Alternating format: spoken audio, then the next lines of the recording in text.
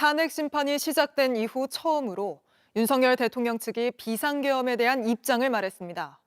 그런데 그 과정에서 국민들이 드라마 볼 시간에 대통령이 계엄 선포 방송을 한 건 국회의원들에게 해제 의결을 빨리 할 수 있도록 통보해 준 거라는 황당한 주장을 내놨습니다.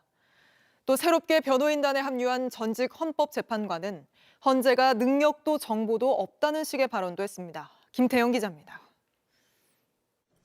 윤석열 대통령의 대리인단은 1.23 내란 사태와 관련해 평화적 계엄이었다는 주장을 했습니다. 그러면서 윤석열 대통령의 비상계엄 선포 방송을 들었습니다. 국민들이 드라마를 볼 시간에 대통령이 계엄을 선포한다는 건 국회의원들이 다 들어가서 계엄 해제하라고 통보한 것이라는 겁니다. 하지만 이미 윤 대통령이 총을 쏘고 문을 부수고라도 국회의원들을 끌어내라고 직접 지시한 사실이 드러났습니다.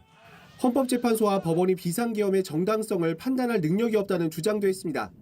국가 비상사태 인지와 해결을 위해 비상계엄이 필요한지는 대통령이 가장 정확하게 판단할 수 있고 국회와 법원, 헌법재판소는 심판할 정보도 없고 능력도 없다는 겁니다. 이 발언은 새롭게 윤 대통령의 대리인단에 합류한 전직 헌법재판관의 입에서 나왔습니다. 윤 대통령 측은 중앙선거관리위원회 점거를 두고는 공산주의 좌파가 과반수 권력으로 선거를 조작하고 독재를 하려 했다는 취지로 말했습니다. 하지만 부정선거 의혹은 이미 증거가 없는 것으로 나타났습니다. 윤 대통령 측은 정작 헌재의 질문에는 구체적으로 답하지 않았습니다. 재판부가 비상계엄으로 막으려 했던 반국가적 활동이 무엇인지 반복해서 물었지만 앞으로 증인신문에서 답하겠다고 했고 야당의 망국적 행태를 알리는 것과 국회에 병력을 투입한 게 무슨 연관관계가 있느냐는 질문에는 서면으로 답하겠다고도 말했습니다. 헌재는 윤 대통령 측의 일방적인 주장이 계속되자 발언을 중지시키기도 했습니다.